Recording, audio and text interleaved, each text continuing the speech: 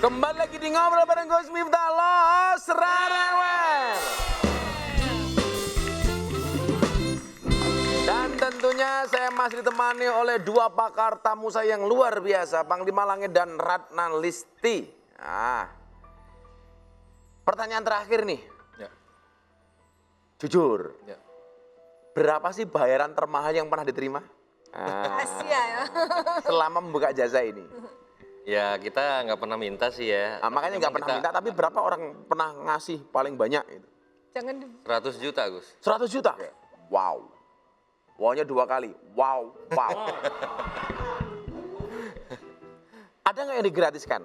Nggak mampu umpamanya gitu. Oh kita bantu kalau dia misalnya ngambus mampunya banyak, gimana atau tidak punya sama sekali ya datang saja. Nah, untuk analisti, ada nggak momen selama mendampingi Panglima Langit, momen yang tidak terlupakan? Atau kenapa kok sampai hari ini masih tetap bertahan? Ada momen apa yang kemudian tidak bisa dilupakan? Ya, waktu pertama kali saya belajar doa-doa dari Panglima itu saya mengalami ini Gus sakit. Yang sakitnya itu nggak jelas gitu, kayak pindah-pindah gitu dari dada ke perut sampai napas saya itu tinggal sejengkal.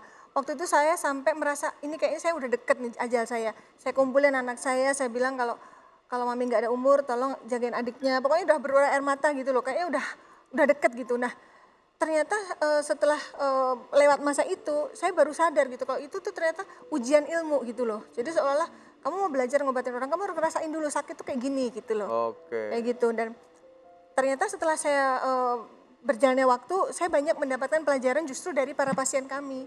Karena setiap pasien itu kan kita kuak misterinya, kita ungkap penyebab sakitnya apa. Terus yang menarik itu biasanya setelah kita ungkap, kita tarik sosok Panglima yang tarik sosok yang jahatnya. Terus endingnya kita tarik sosok yang baik. Dan biasanya yang baik itu yang datang adalah sosok leluhur ataupun pendamping. Nah itu memberikan pesan-pesan yang sampai akhirnya tuh saya ikut berurai air mata gitu loh Gus. Oh, loh. Itu banyak banget dan itu yang ditunggu-tunggu netizen. Oke. Part bagian pesan-pesan leluhur itu. Jadi banyak pelajaran yang kita bisa petik dari situ. Oke. Banyak hal yang bisa kita ambil dan tarik kesimpulan dari pembicaraan saya dengan Panglima Langit dan Mbak Ratna Listi. Tapi kita mari melihat ketika Nabi Ibrahim alaihissalam sakit, terkait penyakitnya, sebagaimana terus dalam surat Asy-Syu'ara ayat 80. Doa yang dibaca oleh Nabi Ibrahim alaihissalam adalah wa idza maridtu fahuwa yasfin. Yang artinya, dan apabila aku sakit, dialah Allah yang menyembuhkan aku. Artinya apa?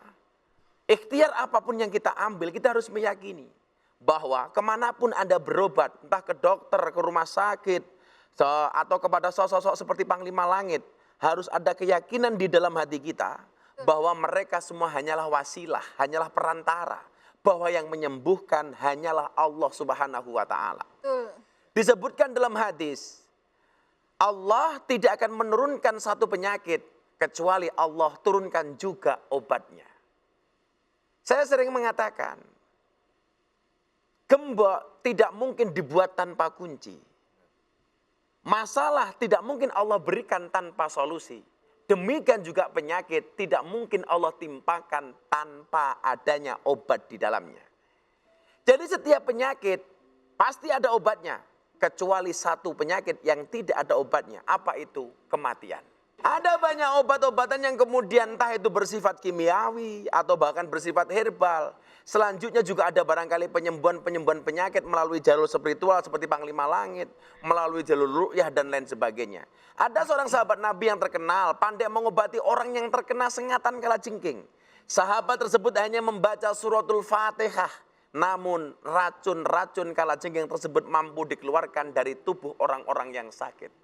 Kenapa? Karena Al-Quran mengatakan wa nunazzilu minal Qur'ani ma huwa syifa. Quran diturunkan adalah sebagai obat. Secara logika, apa kaitannya antara tersengat kalajengking? Racun yang sudah masuk ke dalam diri seseorang bisa dihilangkan dengan suratul Fatihah, bisa dihilangkan dengan ruqyah. Tapi inilah pengobatan. Atas izin Allah, seseorang tersebut dapat sembuh dari penyakitnya. Begitu juga dengan penyakit yang datang. Tanpa izin Allah tidak mungkin penyakit tersebut akan menginfeksi seseorang. Maka dalam surat At-Taubah Allah Subhanahu wa taala berfirman, "Kullayusibana illa ma kataballahu lana." Huwa maulana wa 'alallah falyatawakkalul mu'minun. Katakanlah, sekali-kali musibah itu tidak akan pernah menimpa kami kecuali yang telah Allah tetapkan kepada kami. Huwa maulana, dialah Allah sebagai penolong kami. Wa 'alallah falyatawakkalul mu'minun, dan hanya kepada Allah orang-orang mukmin bertawakal. Maka apapun obatnya, tetap tawakalnya hanya kepada Allah Subhanahu wa taala. Betul. Terima kasih semuanya pemirsa. Sampai bertemu di obrolan bermanfaat lainnya. Selalu jaga kesehatan dan tentunya jangan lupa untuk terus menyaksikan program Ngobrol bareng Gus Miftah. Setiap Jumat jam 21.00 hanya di iNews. Saya terima kasih ke Mbak Ratna, terima kasih ke Sama-sama, Panglima Gus. Langit. Saya Gus Miftah pamit undur diri sampai jumpa. Dan ini dia Ratna Listi. Terima kasih.